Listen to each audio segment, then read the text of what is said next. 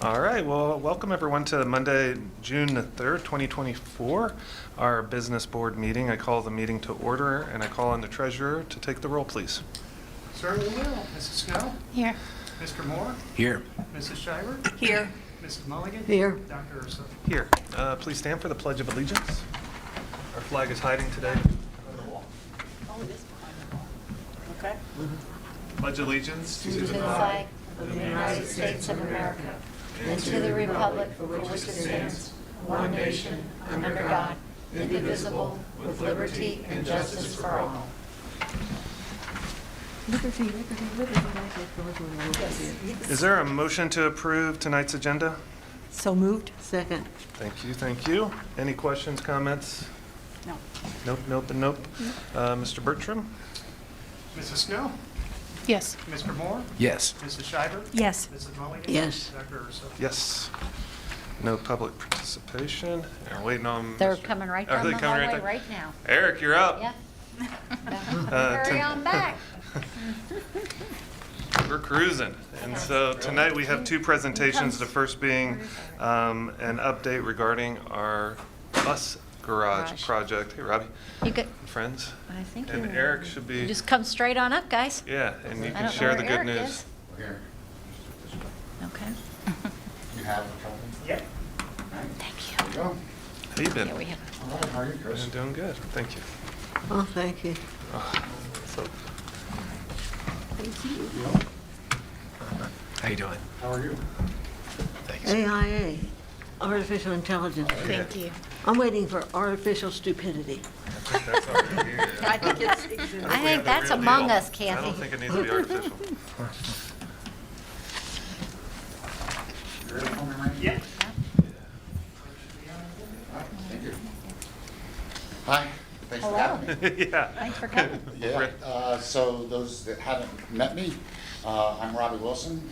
I'm Director of Pre-Construction and Estimating and Project Executive for Conger Construction Group. I've actually been on this campus for a very long time You have. with various different computed for projects, from high school to the middle school to Rosa Parks. So good long history with the district. So today, what you have in front of you is the amendment to the contract for the bus transportation facility with the estimate showing where we're at, as well as the exhibits that would have staff and general conditions and what makes it up, and all the exhibits of the contract. If you go, I did attach, not necessarily an exhibit, but I did attach what the facility will be. So right here, it's a 26,000 square foot 300 metal building that will house bus repair, bus wash, maintenance, There it is. custodial, lawn maintenance, all the vehicles and equipment on your existing site. We have the site laid out in the fashion to keep the bus transportation open, to not shut it down through construction, so as to not disrupt the district in too much of a fashion. We are actually, we have worked through design, and we're able to increase the building footprint, 4,000 square feet, and still stay under your budget all in. So if, find it here. So right now, the amount of this amendment is $9,712,121. That is the cost of work of 7.8, as well as the staffing, general conditions. And if you remember, back in March and April, I submitted a proposal saying, here's my fee, here's my contingency. Those amounts reflect what I gave you then. Nothing's changed, nothing has been raised. And to flush out to 9.188, and then with the owner contingency and design allowance to 9/7/112/129. Based off of prevailing wage and ESSER funds and, you know, the terms of the money that it comes from. Is there any questions about that? When I'm looking at the numbers, knowing it's the garage and not a school room, with the furnishings, does it take into account like the equipment that would be necessary to repair a bus? Where's, No, a lot of times the equipment to repair a bus are the loose furnishing, right? So it would have something that's wheeled into the space that you already pre-own and bring in, but not a fixed equipment. The fixed equipment that you would have, like your bush wash and all that, is included in the number. okay. And so will there be, and this is a question I guess for both, will there be things that we'll be needing to purchase on top of this to be able to service vehicles, to be able to, or does our existing equipment satisfy that? So all of our existing equipment will move to that space. I know that Peterman is also providing an investment in that as well, as far as some new equipment to go into the existing space, as well as equipment and new furniture for the office space and break room space. So all of that is outside of that. Peterman, along with the existing equipment they have and the existing equipment we have, will go back into that space. So there shouldn't be a major investment in that. There might be a piece or two that we need to go with. In addition to that, a lot of the technology already exists as far as the switches and the things that are there to operate the building. But there will be some new TVs, some new things that are going in that Peterman is also partnering. I also look at the biggest number on these sheets sometimes, and the exterior improvements, what's included within, I know it's in excess of $1 million. Is that just the surface? So What kinds of it things are is- going it's- into? So it's asphalt demo, it's grading. We've actually it was bigger than that, and we were adjusted with the clangers, the site civil, to be able to raise it, ironically enough, like 4 inches, and by raising it 4 inches, was able to keep from hauling off a bunch of extra dirt and be able to take it down 400. The biggest part of that number is a StormTech stormwater system to manage. Your current facility now doesn't have anything. It has 2 dry wells. Dry wells are just what that collects and then it dissipates slowly out of the ground. But it's just literally 2 small areas. This has, and that StormTech system by itself makes up probably 30% of that number.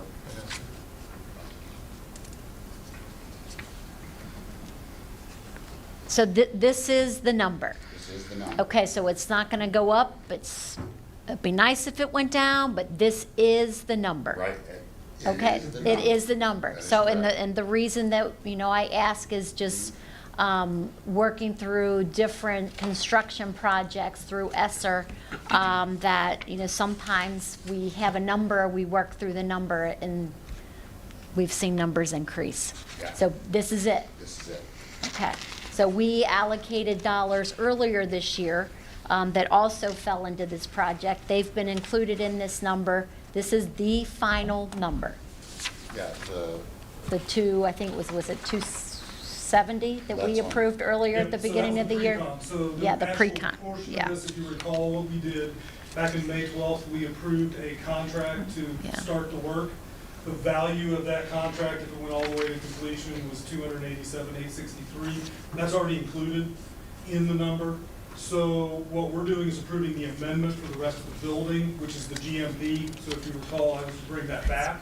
That's what this number is. So the overall total price is $299,984, which is right at that 10 million, which is where we said we would be at that point. Right. Right, 9984.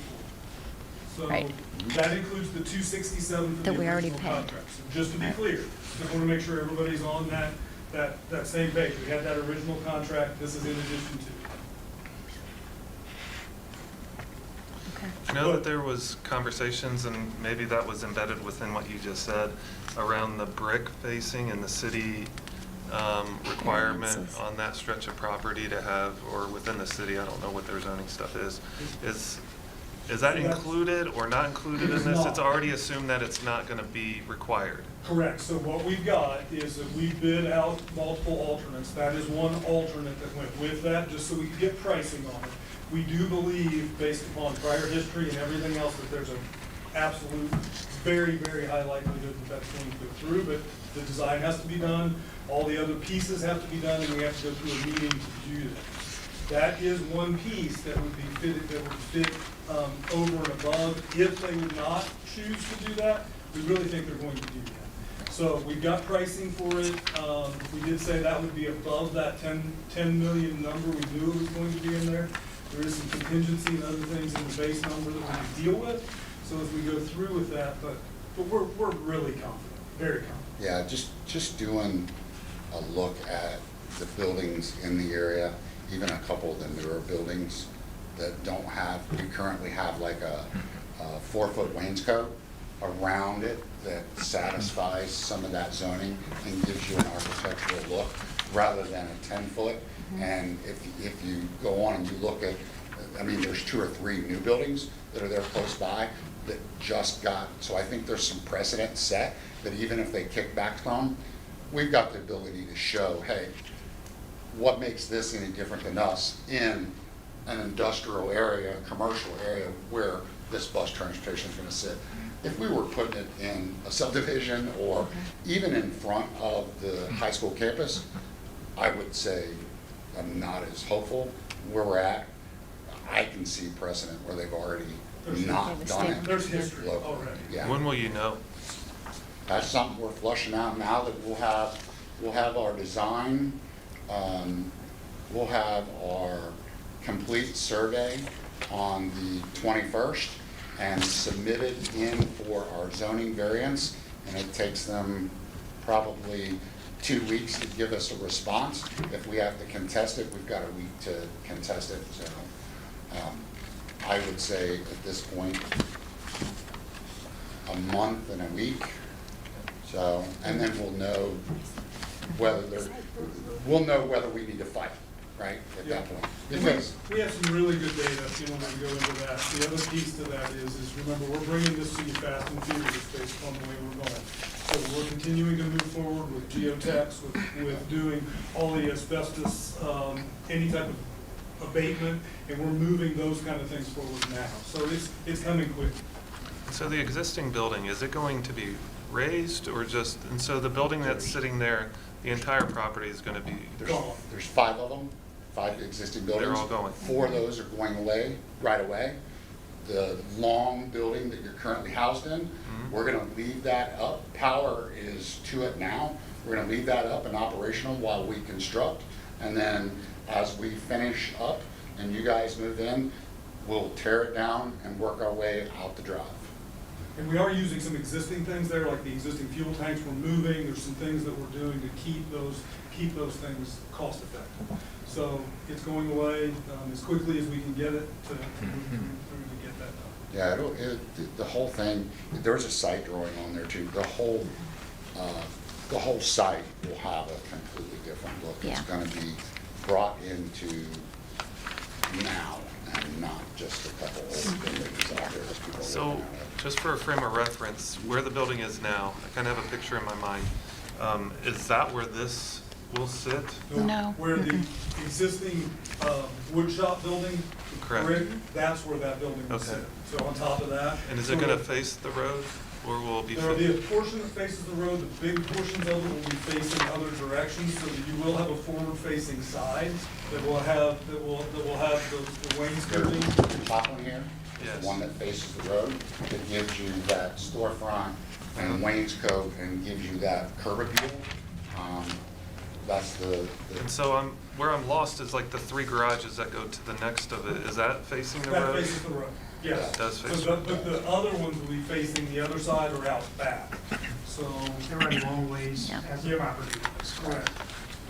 Okay, so there'll be 3 garage stalls on the front, Yep. and then the majority of them will flank it down the side like it does Side and currently. back. Yep, side and back. And And those three that you see facing the road are actually the maintenance ones, they're not the buses. That's the maintenance side. And the good news is, when we talked, when we were at site, the ingress and egress just works so much better. We moved the building back, the ability to stage buses, the ability to separate bus traffic from car traffic. All those safety factors that we talked about are also improved.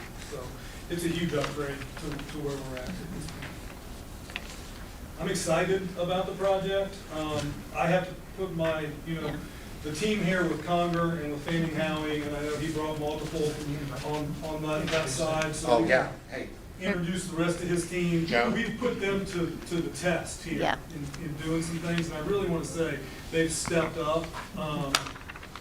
So our project manager Yeah, where's- is Joe Fecker. Good evening. Hi, So Joe. he's gonna be with us for the duration of doing that, already gonna sign at this point. And then we also have Jacob McDonald, who is the project estimator, who has put some work into doing this. I just wanna say, this team has been a joy to work with. I have a long-standing relationship. The district has a long-standing relationship with Conger and with Robbie. That's definitely been a and the team we blessing. put together for this Yeah.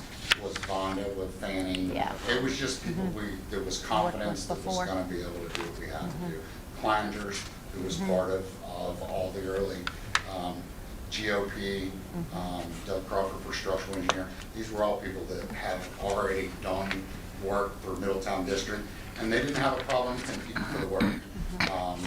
But it was important for us to Which show we did, we put it out to bid, all that, we had multiple firms coming in. It's just, we knew that a longstanding relationship that we've had was going to get this project on a fast timeline to get things done for us to be ESER compliant. So, hats off to these guys and the rest of the team that's not here. We've been working for months pushing this out and putting in a lot of hours. So, I feel like we've come up with the absolute best solution for money, and we really worked through it, so. Upon board approval, I know you're anxious for a PO because they have done a lot of work and they do want some payment. Is this package that I have broken out between what is ESSER spend versus permanent improvement spend? We talked about. That is not, but it will be once we finalize the numbers, so we'll get that to, Once get I that have to that, the. Yeah, Yeah, correct. correct. That's where you could possibly see your bio savings, and as we go through it. Okay. For today's purposes, this That's is, what to do the PO. yeah, this is all in, worst case scenario. Not gonna exceed. Yes, that's correct. Gross maximum price. Thank you. I'd also like to reiterate what Eric said. We realize that we've asked you really to move very quickly with this. With the ESSER dollars and the time frame that we have and spending this amount of money, it's an amount of money that we will not be getting again. Correct. So we truly do appreciate the amount of time, the effort, really the how quickly that you've really jumped to it and really gotten us this number. Because shoot, I know we've been asking Eric almost every day. Do you have a number? You have a number? You have a number? Right, and so I know he's been with you. We need a number, we need a number, we need a number. But that truly is because of the timelines that we have to work within. But we want to say thank you and we appreciate everything that you've put into that final number. Thank you. And, yeah, the attention to the project. Took a little, we wanted to have good numbers and not just a square foot number, yes. But based off of real data. We appreciate that. Thank you.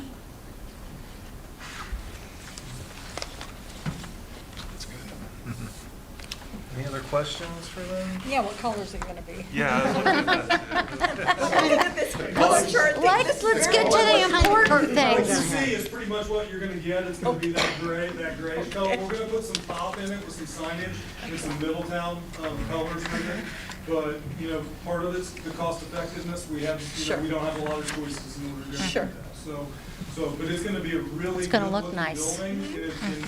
I'm excited about the look as well as being able to put some pop on it with some signage. Yeah, I think using some good signage and graphic, using the midi purple, I still have the recipe for, by the way, because that thing was hard to come by. It's gonna make it look good. And Good. there, and a couple of them other ones Peterman's there, they're improving theirs, and that whole area is starting to get a better look than it's had over the years. I think this will really lend to it, so. And will. you know, Hopefully the city's appreciative. question was asked to Henry Ford, what color can I get in my vehicle? He said any color as long as it's black. Okay. Thank you.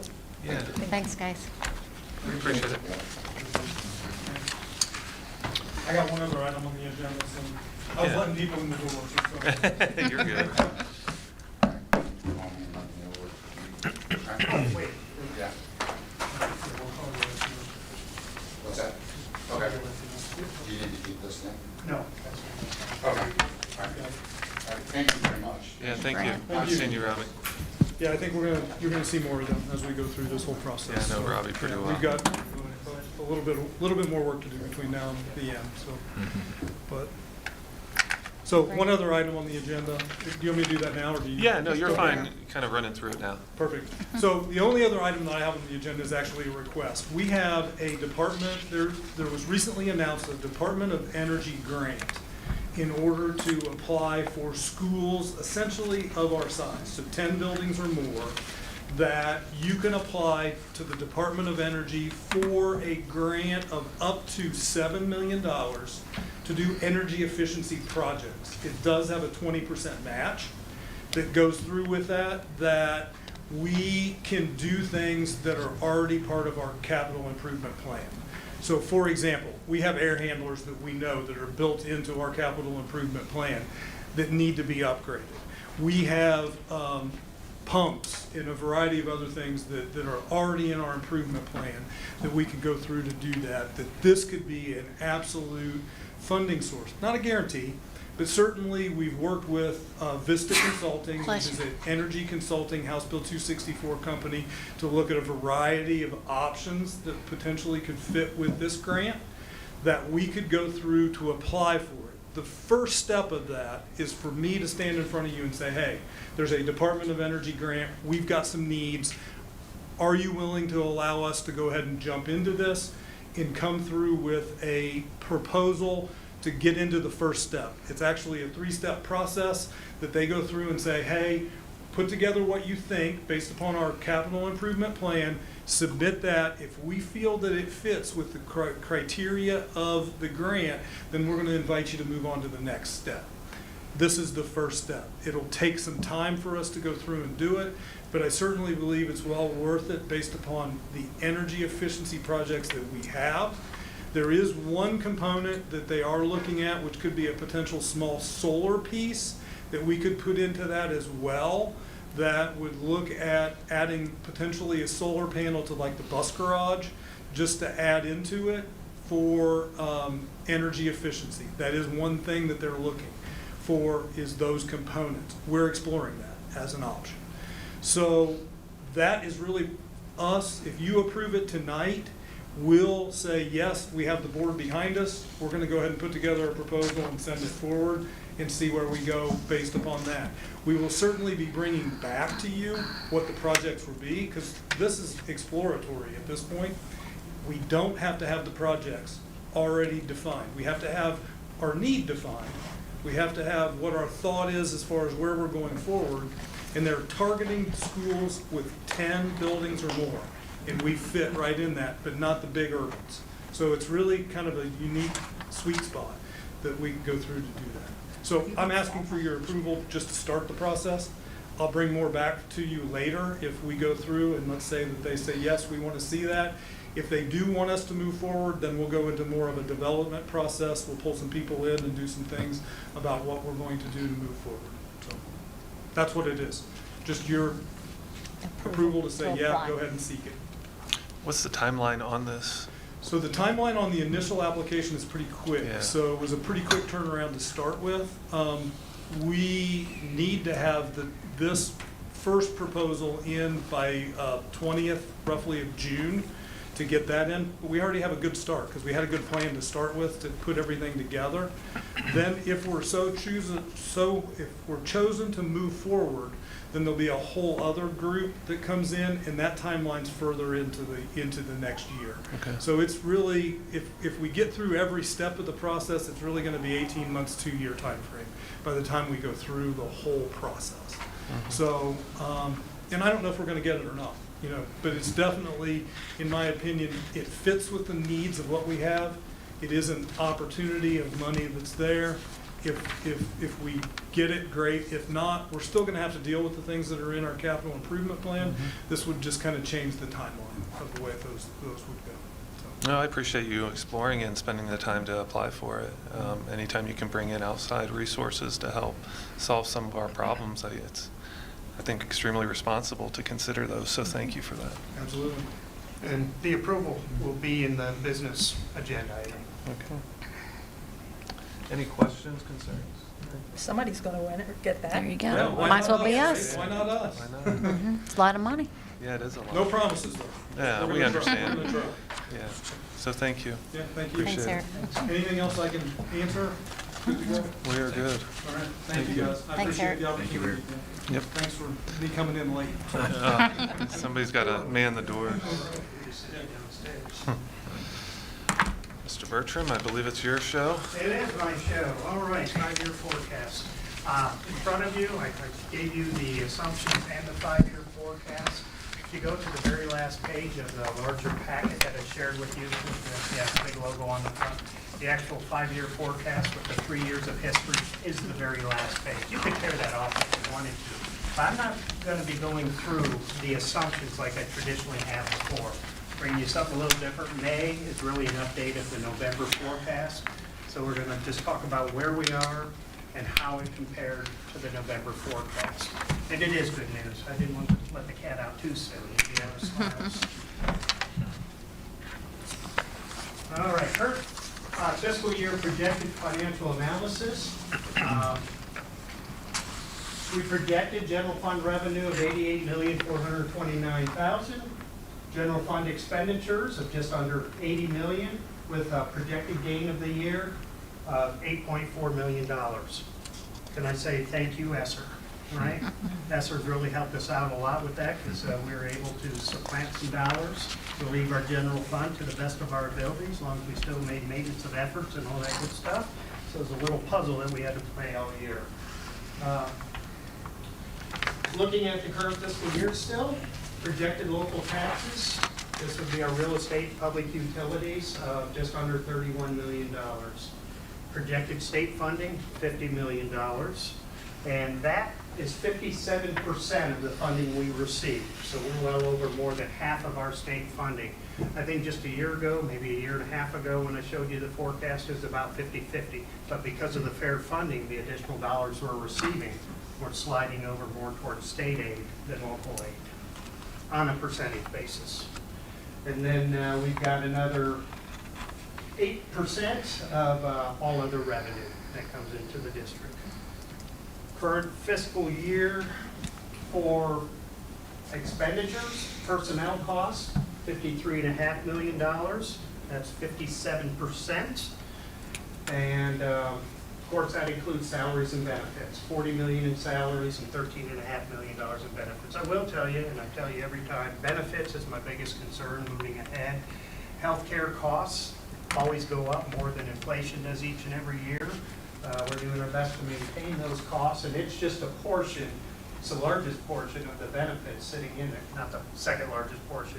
What we pay for retirement is the largest portion of that benefit expense.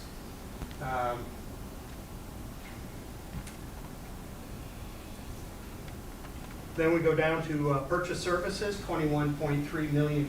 We've been maintaining these costs fairly well, only because of ESSER funding. We've been able to move a lot of this expenditure to ESSER. Same with personnel, by the way. We'll get to that a little bit towards the end. And then projected all other revenues, just above $5 million, 6% of our spend. If you have any questions, just stop.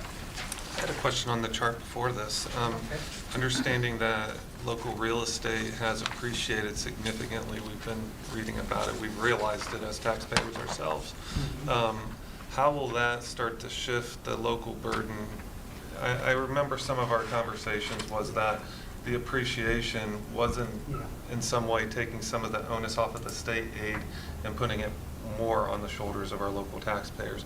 Is it bearing out yet, or is a year, No, we 2 did years, see 3 years? The first half, or the first half of the tax year, which is January 1st to June 30th of this year, which is the second half of fiscal year '24, which is the data I'm sharing here, does bear that increase. So we've seen we've seen half of that increase in the first half of this year. We'll see the second half of that increase in the first half of next fiscal year. So July 1 through the end of December, that'll bear out. I haven't really done an analysis how it's going to affect state and local funding. I still think state funding is going up by more as long as we continue to get the fair funding model. They continue to phase that in.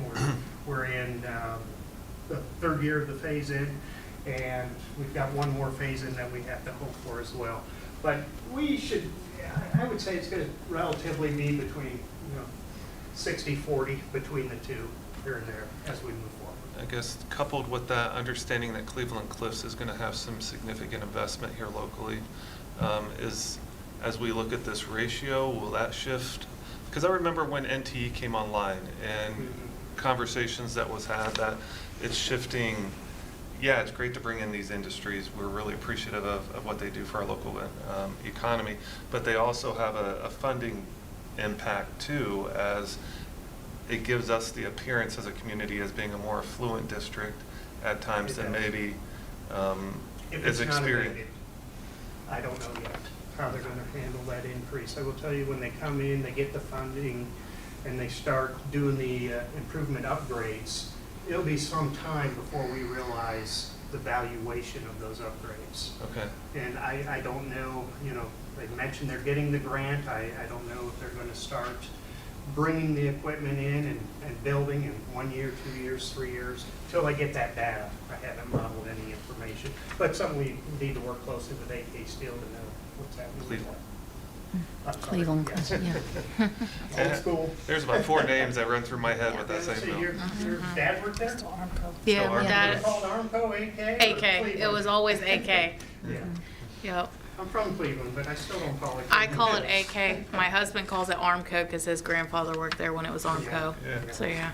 Changes, but that's a great question. I appreciate It will it. have an effect where we will look richer, and in the end, we'll get less state aid. As a percentage anyway, just depending how it works at the time where we are with state aid. All right, then there. Moving to the forecast, projected revenue versus expenditures. The first bar graphs is last year. The second set of bar graphs is this year, where we're ending, and then the next 4 are the next 4 years, moving out to 2028. And when you take a look at it, our 3-year financial outlook is very good. We're receiving more than we're bringing in the future years until we get to the last year of the forecast, which is 2028. Pretty even amount. What is very interesting is when we look here, because of how well we're doing this year and moving ahead, we're going to move over $30 million in carryover funds. Probably the most this district's ever seen in carryover funds. It's great. Yes, sir. It's about 30% of what our revenue and expenses are going to be once we get out to 2027, 2028. And I will give you a little hint ahead of time. I will be asking the board to review our board policy on carryover. When I came in, we only had $400,000 on the books. We had no carryover policy. We established it at 10%. I'm going to ask us to increase that. We've definitely got the revenue to do it. We thought it'd take us 2 years to get us to that 10%.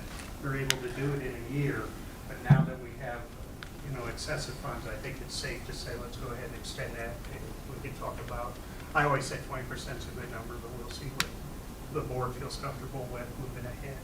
but I think it is good fiscal policy to increase that. So we're in great shape.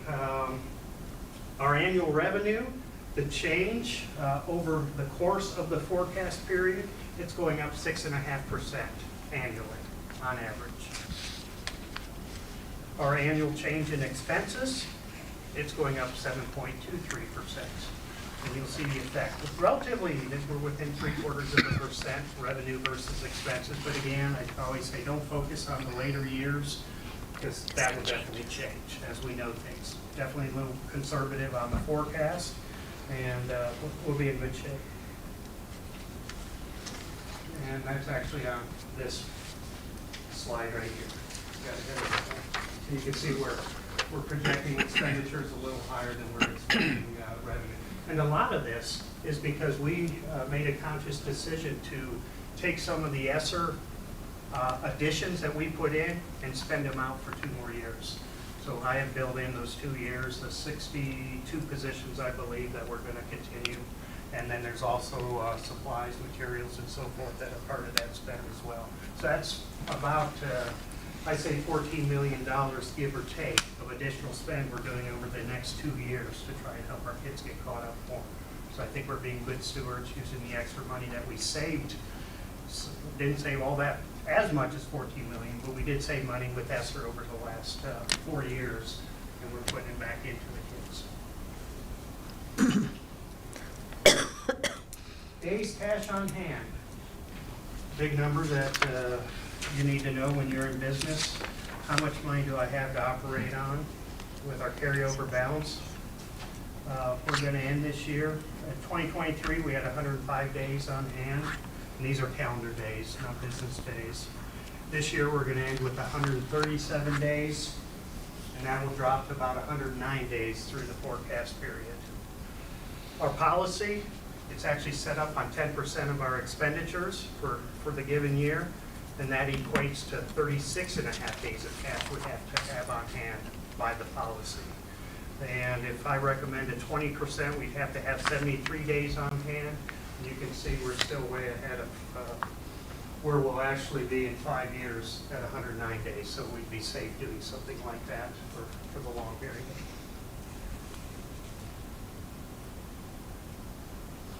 And looking at our demographics, what's happening with our student enrollments.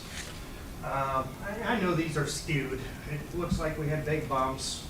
They're really not that big when you look at the numbers. Of students. You look here, it looks like we're declining enrollment. We're declining enrollment over the next 5 years by 14 kids. I did the math real quick on that, yeah. So we're showing a slight decline, but I will say let's put caution to the wind here. We still don't have the full effect of the new Ohio voucher system and how that could affect us. Having talked to Kathy and Anita, And homeschool. I feel confident unless lumber trucks start rolling in and our local schools start building on, we should be pretty steady where we are with enrollment. I don't think there's a lot of space for additional kids at any of the parochial schools around us. So, How is this forecasted? Like, what kind of data points do you use to be able to predict this? we use birth rates. Okay. Of course, we use history. And they pull those birth rates from the counties, I believe. And the software that I have actually goes in and pulls that data for us.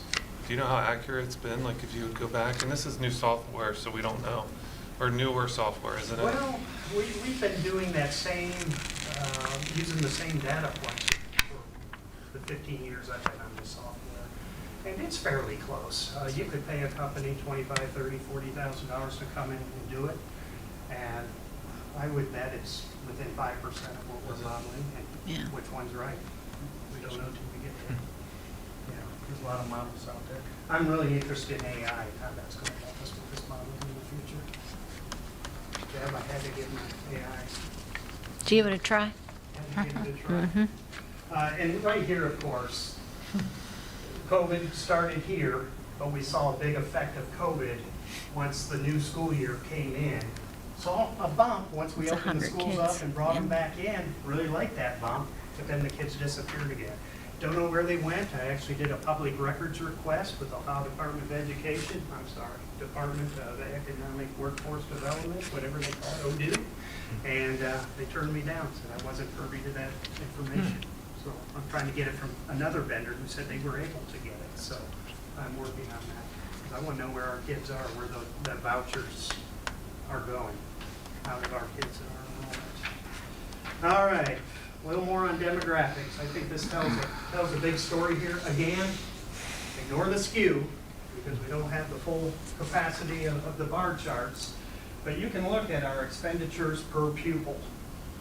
The first 3 years on there, 2019, 2020, 2021, we averaged $13,038 per pupil. And we are below the state average, and we are below our 20 similar districts each and every year I look at this. We are running a lot more efficient than a lot of our area school districts. You look at the next 3 years, at 22, 23, and 24, we were below 13,000. We're at 12,921. ESSER created a lot of that, where I was able to shift money to the federal grant. Federal grant doesn't count towards this expenditure per pupil because it's using general fund dollars on it. And then, of course, when we look at 25, 26, 27, 28, we start shifting dollars from the ESSER spend right back into the general fund. It's like, oh boy, we go from 13,742, which is where we think we're going to end this year, all the way up to 18,411. Well, when you look at that over the 9-year period, starting in 2019, that's an annual increase of just 4.7% per year. So it's basically an inflationary cost per year. But it looks like it jumps up a lot. 18 sounds a lot more than 13, I know, but it's an annual increase of 4.7%. So I think where we have projected is probably right on target. I think the state average right now per pupil is over 18,000. So we're doing a pretty good job already. Just out of curiosity, I know, and it might not be the right district, but Steubenville has always been, is it the You're right, comparable yeah. district that on paper The outlier. is the outlier? Is there any data in terms of, and I don't expect you to know this, it's kind of a random question, what their per pupil might be to see for a district that's comparable, that achievement-wise has been doing extremely well, what are they spending per pupil? Would be an interesting just data point from reference, because seeing these just in isolation, just seeing Middletown information is informative, but seeing it in comparison to some other spaces and districts provides you a little bit more depth of understanding. If you're reading the monthly newsletter, I actually have a new little area now. For the first time? Yeah, for the first time. And see, if that's information you want me to get and share in that newsletter, that's great information. I want that newsletter to be informative information that lets the community know how do we compare with other districts. We don't have to name other districts, No. call people out, or just, Yeah. but just to have a I can get that. reference point. That's public information. Yeah, Yep, to I get that. understand. I know exactly who you're talking about. Yeah. Mhm. It's, Because it is an important number to know how much we pay per, You're we're right. spending per pupil. Mhm. It also is a powerful understanding of how our achievement scores, what our kids are able to do once they cross the stage, shake our hands, and move out into the world. To know that, are we doing enough? Are there other investments that are needed? I don't have answers to these, but it just poses those questions in my head when I see some of this data. and you ask a great question. I mean, where you're going is, if we're spending $13,742 this year, but our similar districts are spending $3,000 or $4,000 more, why are we underspending? Are kids not worth as much as what they're paying for their kids? What are they getting for their money compared to what we're getting for our money? Is it that we're just more efficient, we're doing a better job of it, more frugal, or are we underserving our kids? Yeah. That's a great point. Yeah. Are we on top of that statistic that states what % of our annual budget is related to the classroom? Yeah. We strive for We're that over- to be in yeah, the we're 80s. over 60% on that, and that's the Okay. benchmark that you want to be It's at. 60%, okay. Yeah. I thought it was higher, but that changes. And I guess my assumption in some ways is that the biggest, going back to a couple charts ago, is that salaries and benefits. And so is our staff younger than other district staff? And so they're not as high up on the salary scales. And so the information's important. It's just, it raises more questions in my head as we go through this Yeah, the than answers them. variables do make a huge difference. You know, we're 50%, well, we were this We year. were. That about was a few 50, years ago. 15 years and less versus 16 years and more, but we've had a lot of retirements. Mm-hmm. Now it might have slid where we have less experience, which does drive our number down compared to districts that have more experience. Mhm. So, Great information. But on the other end of that, even though you're looking at one side of the story, you look at the next chapter, because we have youngers, we may have a lot more family plans on the insurance Sure. than of seniors that have single plans. You just don't know. It is always interesting, though, to peel the onion back and see what you have. All right, moving on. I think my last slide here. Second to last slide. Yeah. Is what's it cost per day to educate a student, general fund, in Middletown City Schools? I didn't believe this when I saw it. I actually had to call the gentleman that I work with the software and say, Ernie, we're only spending $76 per student. He said, yes. When you break it down and take a look at it, we do not spend, and not just we, school districts in general.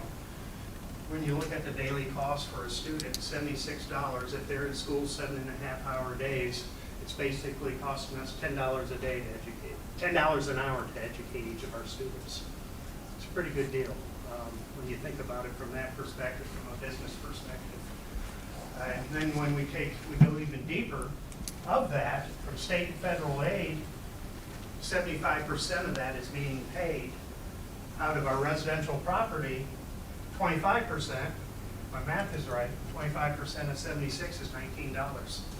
Our residents pay $19 per student to educate them. The rest of the money comes from state and federal aid. I find it interesting. Just, how does that compare as well?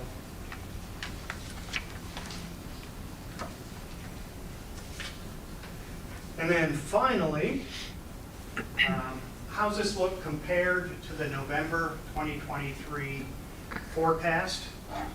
Usually I try to be within 2% revenues and expenditures, and I must tell you, I've slipped a little bit this year. I've underestimated revenue by $1.2 million. That's a good way to, if I'm going to be low on revenue, I'd rather underestimate and get a little bit more. And then I overestimated on expenditures by 2% to the tune of $1.6 million. So what this did, it added to our carryover by $3.8 million. $2.8 million. So not too bad, especially with the puzzle we're playing. And this may change, really depending as we go through the ESSER. I've got to get a lot of those bills out, get things paid. I may be able to come into the general fund and, again, supplant some money we spent on the general fund, change it over to ESSER and use it that way as well. So if anything, it's only going to get better by the end of the year.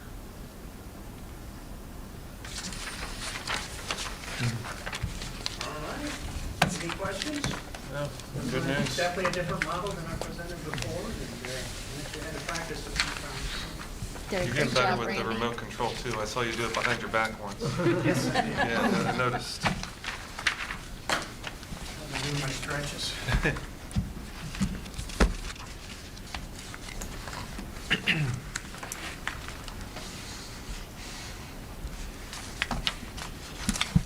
All right, Second, this one. all right, take your time.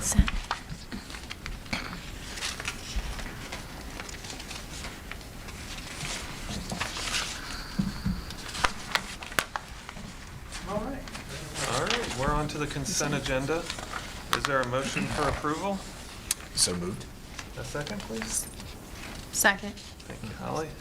Any questions, comments, things to highlight? Ms. Hauser, anything of note within the consent agenda for this evening? Yeah, how about if I just give you a quick highlight? What you see in the consent agenda this evening, you see contracts. You see our OSHA membership, that's paid for out of our athletic funds. This is something new. It's called the Rise Vision subscription. Around the district, you see all the TVs. The Google software, which is free to the district at this point in time, that free subscription is going away. So this is our attempt at getting ahead of that. And purchasing 28 licenses for the TVs that you see across the district for the amount of $5,700 and some change. College Credit Plus contract with Sinclair. That identifies the guidelines of that contract and how much we pay per credit hour for each one of our students that participate in Sinclair Community College. Why are we doing Sinclair? Well, we do Sinclair, we do MUM, we do Cincinnati State. This is just Cincinnati. Yeah, this is just Sinclair. Okay. Yeah. And just an FYI, we do have Sinclair CCP classes on campus at the high school. We have a Spanish class that takes place on Middletown High School campus. Before you leave that topic, I was curious about the comment in there about Middletown teachers who could be qualified to teach for Sinclair, or how does that work? And have we ever had that happen? So they have to have their masters in their content area to teach CCP for the different, the majority of the different universities. So we've been working with different universities to get more of our teachers qualified to teach the CCP. But that also, through tuition reimbursement, but we're working towards that. Okay. Yeah, so it's additional schooling. Thank you. Yeah. Okay, then we have a contract with Warren County. It's for one of our high school students to receive services over the summer. Then this makes Circle Tail. You see 2 contracts on our agenda this evening. Makes it official for Haley and Tucker, our 2 therapy dogs that we've been working with all year. So that this finally makes it official. Also, one of our contracts on here this evening is for Institute of Multi-Sensory Education. That's Orton Gillingham. That really just spells out how Ms. Vincent, out of our curriculum department, how she interacts with the training and the obligations that we have as a district for the Orton Gillingham training. And then our personnel agenda. Any questions over any of those contracts? No, just 2 comments. The Okay. Circle Tail, I've heard great things from students around the dogs being in They do. buildings. Yep. They're welcome members of our family. Appreciate the adults who tend to those. I know it's probably great to have the dog around, but it's a lot of work also to be able to maintain that. And so that's well appreciated. And just a shout out to Miss Vincent. I know she's an asset to our district. To have somebody on staff that does the OG training and goes out into the world yeah. and helps other districts too, but she's greatly appreciated. When we visited schools, I can think of Amanda Elementary and seeing the teachers implement that work. It's impressive to see the young kids kind of just grasping onto some of the phonetical skills that they're grabbing through that training. Yeah. And I'd like to add that we also have a donation that's part of the financials, and it comes from Shay Hensley, and it was $100 to help us with the Midi Olympics. So thank you, Ms. Hensley. Any other questions, comments? If not, Mr. Bertram, I think we're good to go. All right, Mr. Moore, Yes. Mrs. Mulligan, Yes. Mrs. Schreiber, Yes. Dr. Urso. Yes. Mrs. Snow. Yes. Under Human Resources, we have what appears to be a contract with Public School Works Service Agreement. Is there a motion for approval? So moved. In a second, please. Second. Some insight regarding this? Sure. Public School Works, this is the online software that we use as a district to administer all the required training for all of our employees. This is your bloodborne pathogens, it's your fire hydrants, it's your extinguishers, not hydrants, but all of the required trainings that we have to do as a school district. This is a 3-year contract that we have in front of us, a little bit over $18,000 a year, and it was just time to renew that contract. So this isn't a new company, this This is not a new, nope, we've been working with Public School Works for many years. Yeah, so it's time to renew. All right, any questions regarding this? Then Mr. Bertram? All right, Mrs. Mulligan? Yes. Mrs. Schreiber? Yes. Dr. Urso? Yes. Mrs. Snow? Yes. Mr. Moore? Yes. All right, under HR, there's a second contract Did you do with that one, Randy? Calm That was yours? Business Agreement. Is there a motion for approval? So moved. Second. Thank you. Mr. Bertram, I recall that you gave some insight to Yes. this. Can you provide us? Calm is a app company, and they're going to provide services for our wellness program that we offer staff. The program is paid for out of a wellness grant that we receive each and every year from Butler Health Plan, plus any money on the flexible spending accounts that's returned to the district goes back into this fund, so it does go back out to the employee. And I'm not real familiar with Calm, but I do see their commercials a lot on TV. And when my staff, when our staff was working on this, they told me I would benefit greatly.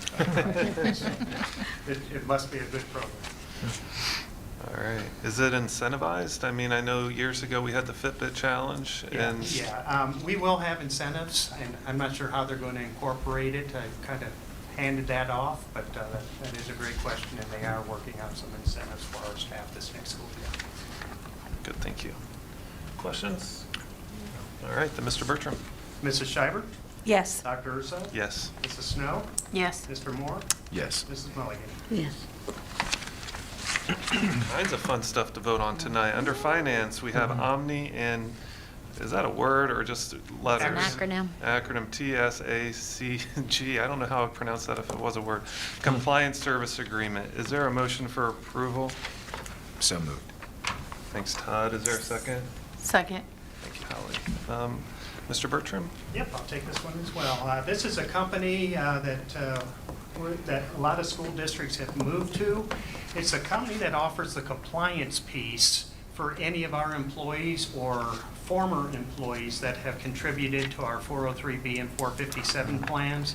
It allows them to go online and take loans, set up their annuities, do whatever they need to, that bypasses the treasurer, who is not a compliance expert for these programs. And they meet all the legal requirements to say, yep, they can do what they want to do and get that done. We're able to update our plan documents as well, make a few changes in those plan documents to make the compliance a little easier. And it is no cost to the district for them to operate it. We currently use another vendor who is one of our 403B 457 providers. They have a platform they haven't updated in at least 10 years, and it's become too clumsy and too troublesome. So we reached out to other districts. This is who they're going with, and that's where we are. Thank you for that. Yep. Once again, any questions, comments? All right, then Mr. Bertram. Dr. Urso? Yes. Mrs. Snow? Yes. Mr. Moore? Yes. Mrs. Mulligan? Yes. And Mrs. Schreiber? Yes.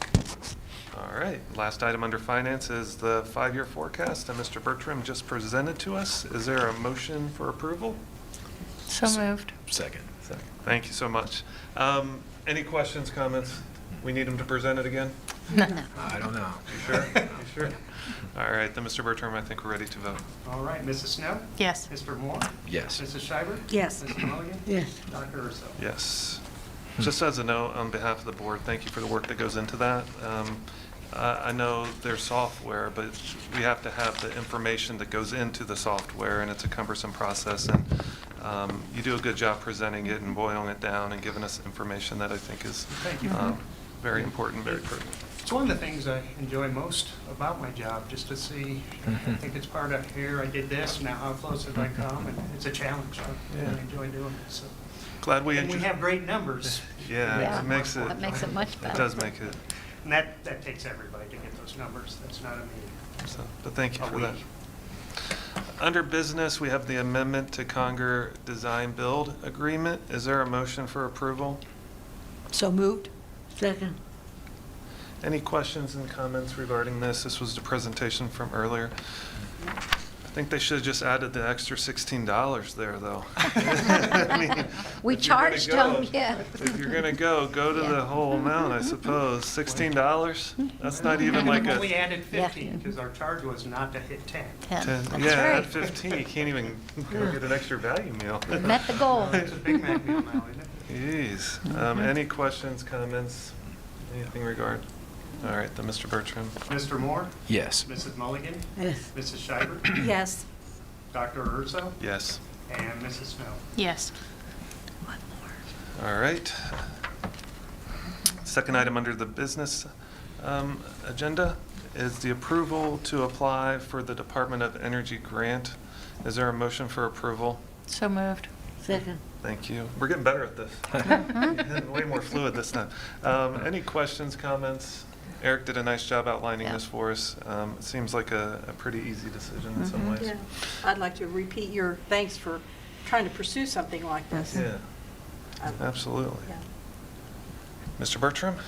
Mrs. Mulligan? Yes. Mrs. Schreiber? Yes. Dr. Urso? Yes. Mrs. Snow? Yes. Mr. Moore? Yes.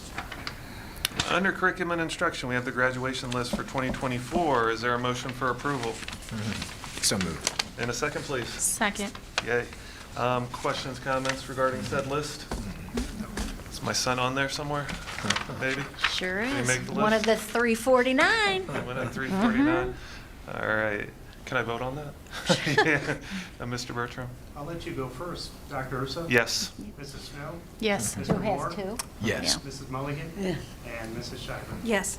I've often wondered, if you voted it down, what would that mean? I don't know. Yeah, what would you, we should test it. You want to test it out? None of them graduate, or? I don't know. I think you'd have some phone calls tonight. You think so? Maybe. That brings us to district committee reports. Any districts from our last meeting to this meeting need anything to report from said meetings? Not yet. Oh, Okay. it's coming. All right. We've got our meetings in queue for policy. Good. It seems like there's some things on the horizon with that need to be discussed. And then that will take us to Board of Education reports. And Ms. Snow, you're up first if there's anything to report. The only thing I'd like to add is just the huge congratulations to all of our graduates. Like, our graduation ceremony was really awesome. The 4 kids that spoke did a really great job of doing so. Like, I love their speeches. They really did a great job. And just congratulations to all of our students. Like, you made it. You did the 13 years and you made it. So, yeah. Yeah, good. Thank you for that. Mr. Moore, anything tonight? Similar, just congratulations to all of our students and our staff for all the hard work. It's also nice to see my colleagues here and their family go across the stage. Yeah. That was really nice. A lot of emotion on that stage. Yeah. And just really enjoyed the evening. It was really nice. Thank you.